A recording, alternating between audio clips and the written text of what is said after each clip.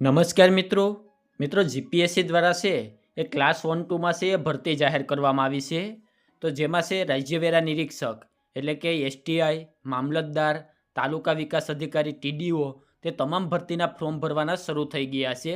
તો તેમનું online form કેવી રીતે ભરવું તેમની સંપૂર્ણ માહિતી છે એ આજના વિડીયોમાં આપવાનો છું. એની પહેલાં અમારી ચેનલમાં પહેલીવાર આવ્યા હોય તો ચેનલને સબસ્ક્રાઈબ કરી દેજો, જેથી ભરતીને લગતી તમામ માહિતી છે એ સૌથી પહેલાં તમારા સુધી પહોંચી શકે. તો ચાલો મિત્રો આપણે આજનો વિડીયો શરૂ કરીએ. તો મિત્રો આપણે વિડીયો શરૂ કરીએ એ પહેલાં જે મિત્રો પોતાની રીતે ઓનલાઈન ફોર્મ ના ભરી શકતા હોય તો તેમનું ફોર્મ છે અમે ઘરે બેઠા ઓનલાઈન ભરી આપીશું. એમના માટે તમે જે સ્ક્રીન ઉપર વોટ્સઅપ નંબર જોઈ શકો છો તેમાં તમારે અમને વોટ્સઅપમાં મેસેજ કરવાનો રહેશે અને અમે ઘરે બેઠા તમારું ફોર્મ ભરી આપીશું. એના માટે જે કોઈ પણ ચાર્જ થશે તે તમારે અમને ઓનલાઈન ચૂકવવાનો રહેશે. તો હવે ઓનલાઈન ફોર્મ કેવી રીતે ભરવું તેમની વાત કરીએ તો તમારી પાસે કોઈપણ બ્રાઉઝર હોય તો તેમાં તમારે જીપીએસસી ઓજસ સર્ચ મારવાનું રહેશે. અહીંયા ઘણા બધા મિત્રો પ્રશ્ન કરતા હોય છે કે અમે ઓજસમાં જોઈએ છે પરંતુ અમને ભરતી બતાવતા નથી. તો તમારે ખાલી ઓજસમાં નથી જોવાનું, જીપીએસસી ઓજસ અહીંયા સર્ચ મારવાનું રહેશે. તો તમે જીપીએસસી ઓજસ સર્ચ મારશો તો અહીંયા તમારી સામે પહેલી જ વેબસાઇટ આવી જશે, જેના ઉપર તમારે ક્લિક કરવાનું રહેશે. તેના ઉપર ક્લિક કરશો એટલે જીપીએસસી ઓજસની વેબસાઇટ છે તમારી સામે ઓપન થઈ જશે. તો અહીંયા ઘણા બધા ઓપ્શન જોવા મળશે. તો અહીંયા તમારે ઓનલાઈન એપ્લિકેશન ઉપર ક્લિક કરવાનું રહેશે. તો ત્યાં તમને મેન 3 ઓપ્શન જોવા મળશે: એપ્લાય, એડિટ અને પે ફી. તો અહીંયા સૌપ્રથમ તમારે એપ્લાય ઉપર ક્લિક કરવાનું રહેશે. તો અહીંયા તમે એપ્લાય ઉપર ક્લિક કરશો ત્યારબાદ તમારે અહીંયા નીચેની તરફ જવાનું છે. તો અહીંયા તમને ઘણી બધી છે એ હાલમાં શરૂ ભરતી જોવા મળશે, જેમાં ખાસ કરીને મોટાભાગની દિવ્યાંગોની છે. તો અહીંયા 1 નંબરથી છે એ તમારે ડાયરેક્ટ 11 નંબર ઉપર છે એ ક્લિક કરી દેવાનું રહેશે.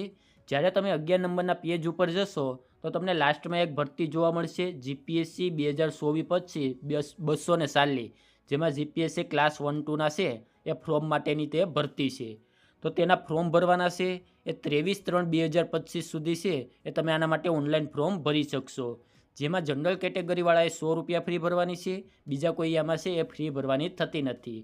તો ત્યાં તમને છે સામેની તરફ એપ્લાયનું ઓપ્શન જોવા મળશે, જેના ઉપર તમારે ક્લિક કરવાનું રહેશે. અહીંયા એપ્લાય ઉપર ક્લિક કરશો એટલે સૌપ્રથમ તો તેમની બેઝિક માહિતી જોવા મળશે અને ત્યાં તમને એપ્લાય નામનું ઓપ્શન જોવા મળશે, જેના ઉપર તમારે ક્લિક કરવાનું રહેશે. તેના ઉપર ક્લિક કરશો એટલે અહીંયા તમારે જો તમે અગાઉથી ઓજસમાં રજિસ્ટ્રેશન કરેલું હોય તો તમારે તે રજિસ્ટ્રેશન નંબર અને ડેટ ઓફ બર્થ નાખી અને એપ્લાય વિથ OTR ઉપર ક્લિક કરી અને ફોર્મ ભરવાનું રહેશે. જો તમે અગાઉ છે ઓજસમાં રજિસ્ટ્રેશન ના કરાવેલું હોય તો સ્કીપ ઉપર ક્લિક કરી અને ડાયરેક્ટ ફોર્મ ભરવાનું રહેશે. તો અહીંયા તમે છે એ ડાયરેક્ટ ફોર્મના પેજ ઉપર આવી જશો. તો અહીંયા 23 માર્ચ 1990થી લઈ અને 23 માર્ચ 2005 સુધી જેમની જન્મ તારીખ હશે તે લોકો જ આના માટે ઓનલાઈન ફોર્મ ભરી શકશે. જેમાં એસસીબીસી એટલે કે ઓબીસી, એસસી, એસટી અને ઈડબ્લ્યુએસ છે તેમને ઉંમરમાં છે એ થોડુંક રિફ્લેક્શન મળે છે 2 થી 3 વર્ષનું. તો ત્યારબાદ તમારે અહીંયા બેઝિક ડિટેલમાં આવવાનું છે, જેમાં ઉમેદવારની પર્સનલ માહિતી નાખવાની છે. પહેલાં ટાઇટલમાં તમારે મિસ્ટર, મિસિસ તે સિલેક્ટ કરી લેવાનું છે.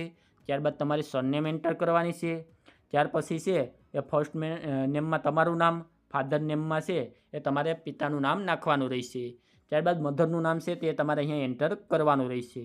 ત્યારબાદ તમારે અહીંયા જેન્ડર સિલેક્ટ કરવાની છે. મેલ ફિમેલ જે હોય તે તમારે સિલેક્ટ કરી અને ત્યારબાદ રીટાઈપ છે એ જેન્ડર સિલેક્ટ કરવાની રહેશે. ત્યારબાદ તમારી ડેટ ઓફ બર્થ છે એ તમારે અહીં એન્ટર કરવાની રહેશે.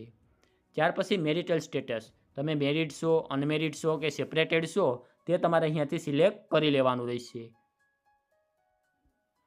ત્યારબાદ તમારે અહીંયાથી તમારી કેટેગરી સિલેક્ટ કરવાની છે.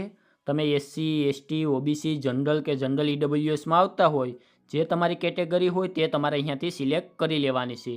જો તમે અહીંયા એસસીબીસી કેટેગરી સિલેક્ટ કરશો તો તમારે કાસ્ટ સર્ટિફિકેટ નંબર, તેમની ડેટ અને કયા રાજ્યમાંથી કાઢાવેલું છે તે સિલેક્ટ કરવાનું રહેશે. તેમની સાથે નોન ક્રિમિલિયર સર્ટિફિકેટના નંબર, તેમની ડેટ અને કયા અધિકારી દ્વારા તમને આપવામાં આવ્યું છે તે તમારે અહીંયાથી સિલેક્ટ કરવાનું રહેશે. અને નોન ક્રિમિલિયર સર્ટિફિકેટ છે એ છેલ્લા 3 વર્ષ પૂરા ના થયા હોય તે જ તમારે અહીંયા અપલોડ કરવાનું રહેશે. ત્યારબાદ તમારે એડ્રેસ નાખવાનું છે, જેમાં તમારું પ્રેઝન્ટ એડ્રેસ, સ્ટેટ, તમારો જિલ્લો, તાલુકો, પિનકોડ તે એન્ટર કરવાનું રહેશે. એવી જ રીતે તમારું પરમેનન્ટ એડ્રેસ છે તે પણ તમારે અહીંયા નાખવાનું રહેશે. ત્યારબાદ તમારા મોબાઈલ નંબર અને ઈમેલ એડ્રેસ તમારે એન્ટર કરવાના છે. મોબાઈલ નંબર અને ઈમેલ એડ્રેસ તમારે અહીંયા એ જ નાખવા જે છેલ્લા વર્ષ દિવસ સુધી શરૂ રહેવાના હોય, કારણ કે આના બધા મેસેજને છે એ મોબાઈલમાં અને ઈમેલમાં આવતા હોય છે. એટલે શરૂ મોબાઈલ નંબર અને ઈમેલ એડ્રેસ હોય તે જ અહીંયા તમારે નાખવા. ત્યારબાદ નેશનાલિટીમાં ઇન્ડિયન આવશે અને ત્યારબાદ છે એ અધર ડિટેલ નાખવાની છે. જો ડિસેબિલિટી હોય એટલે કે અપંગતા ધરાવતા હોય તો યસ આપી અને તેમની માહિતી તમારે અહીંયા એન્ટર કરવાની રહેશે, અન્યથા નો આપી અને આગળની તરફ વધવાનું રહેશે.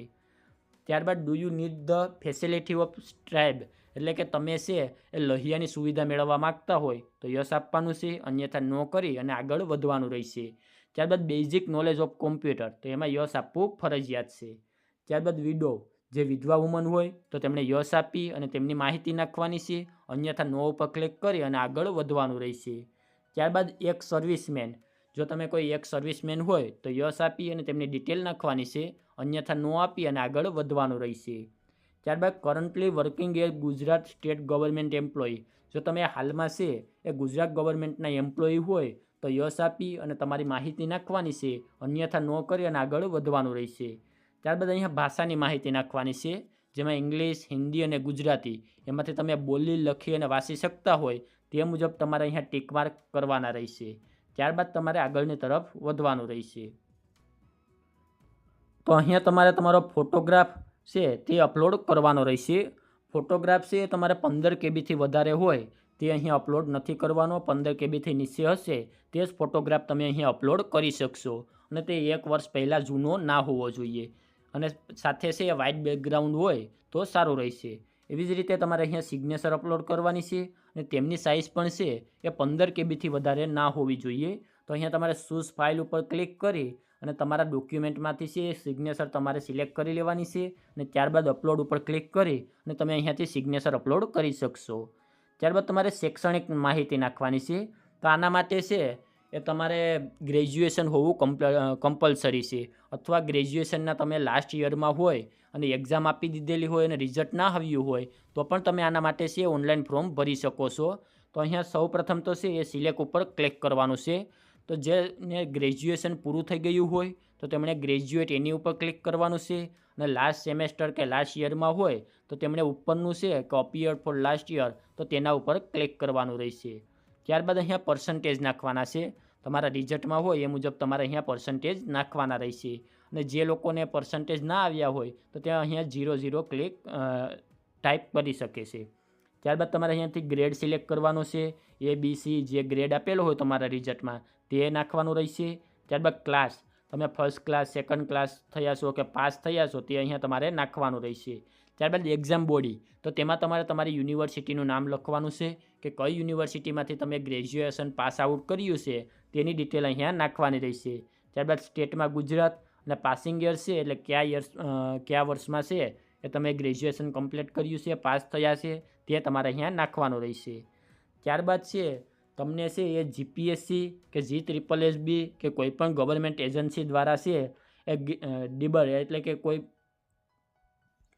કોઈપણ પરીક્ષા આપવા માટે દોષી જાહેર કરેલા હોય તો તમારે અહીંયા યસ આપવાનું છે અને તેમની ડિટેલ નાખવાની છે, અન્યથા નો આપી અને આગળ વધવાનું છે. ત્યારબાદ અહીંયા તમારે બાહેંધરી છે તે તમામ વાંચી લેવાની રહેશે. ત્યારબાદ અહીંયા યસ ઉપર ક્લિક કરી અને સેવ બટન ઉપર તમારે અહીંયા ક્લિક કરવાનું રહેશે. તો અહીંયા તમે સેવ બટન ઉપર ક્લિક કરશો એટલે તમારું ફોર્મ છે આપોઆપ છે અહીંયા કન્ફર્મ થઈ જશે. તમારે કન્ફર્મ કરવાનું હોતું નથી. તેમાં જે તમને કન્ફર્મેશન નંબર આવે છે તે કન્ફર્મેશન નંબરનો તમારે સ્ક્રીનશોટ પાડી લેવાનો રહેશે. ત્યારબાદ જો તમે આમાં કોઈ પણ સુધારો કરવા માગતા હોય તો ફરીથી તમારે ઉપરની તરફ વહી જવાનું છે અને ઓનલાઈન એપ્લિકેશનમાં જવાનું છે. ત્યારબાદ તમારે અહીંયા એડિટ બટન ઉપર ક્લિક કરવાનું છે. એડિટ ઉપર ક્લિક કરશો એટલે સૌ પ્રથમ તો છે એડવર્ટાઇઝમેન્ટ તમારે સિલેક્ટ કરી લેવાની છે. તો આમાં તમારે સાવ નીચેની તરફ જતું રહેવાનું છે. તો ત્યાં જે 240 એડવર્ટાઇઝમેન્ટ છે તે સિલેક્ટ કરી લેવાની છે. ત્યારબાદ તમારું જે ફોર્મ કન્ફર્મ થયું હતું ને જે કન્ફર્મેશન નંબર મળ્યા હતા તે અહીંયા નાખવાના છે. ત્યારબાદ ડેટ ઓફ બર્થ નાખી અને જે કેપ્ચર કોડ આપેલો છે તે નાખી અને એડિટ બટન ઉપર ક્લિક કરી અને તમારા ફોર્મમાં તમે સુધારો વધારો કરી શકો છો. ત્યારબાદ જે મિત્રો જનરલ કેટેગરીમાં આવતા હોય તો તેમણે પણ ઓનલાઈન એપ્લિકેશન ઉપર જઈ અને પે ફીના ઓપ્શન ઉપર જવાનું છે. તો ત્યાં તેમણે એડવર્ટાઇઝમેન્ટ સિલેક્ટ કરવાનું રહેશે, જેમાં લાસ્ટમાં જઈ અને 240 નંબરની એડવર્ટાઇઝમેન્ટ છે તે સિલેક્ટ કરી લેવાની છે. ત્યારબાદ પોતાના કન્ફર્મેશન નંબર અને ડેટ ઓફ બર્થ નાખવાનું રહેશે અને ત્યારબાદ જે કેપ્ચર કોડ આપેલો છે તે નાખી અને ઓનલાઈન પેમેન્ટ ઓફ ફ્રી ઉપર ક્લિક કરી અને તેમણે 100 રૂપિયા ફ્રી ભરવાની રહેશે. અને જે મિત્રોને ફ્રી ભરવાની નથી તો તે અહીંયાથી પોતાની પ્રિન્ટ એપ્લિકેશન ફોર્મ ઉપર ક્લિક કરી અને તેની PDF અહીંયાથી ડાઉનલોડ કરી શકશે. તો આવી રીતે છે એ તમારે STI એટલે કે રાજ્યવેરા નિરીક્ષક, તાલુકા વિકાસ અધિકારી એટલે કે TDO, મામલતદાર સહિત ઘણી બધી 12 થી 13 ભરતીના ફોર્મ છે એના માટે તમારે એક જ ઓનલાઈન અરજી કરવાની રહેશે. તો આવી રીતે તમારે ફોર્મ ભરવાનું રહેશે. જો આને લગતો બીજો કોઈ પ્રશ્ન હોય તો નીચે કોમેન્ટ બોક્સમાં જણાવી દેજો, ત્યાં તેમનો જવાબ આપી દઈશું. અને જે મિત્રો પોતાની રીતે ઓનલાઈન ફોર્મ ના ભરી શકે તો તેમનું ફોર્મ અમે ઘરે બેઠા ભરી આપીશું. સ્ક્રીન ઉપર તમે જે વોટ્સએપ નંબર જોઈ શકો છો તેમાં તમારે અમને મેસેજ કરવાનો રહેશે અને અમે ઘરે બેઠા તમારું ફોર્મ ઓનલાઈન ભરી આપીશું. તો આજના વિડીયોમાં આપવામાં આવેલી માહિતી સારી લાગી હોય તો વિડીયોને લાઇક કરી દેજો અને અમારી ચેનલમાં પહેલી વાર આવ્યા હોય તો ચેનલને સબસ્ક્રાઈબ કરી દેજો, જેથી ભરતીને લગતી તમામ માહિતી છે એ સૌથી પહેલાં તમારા સુધી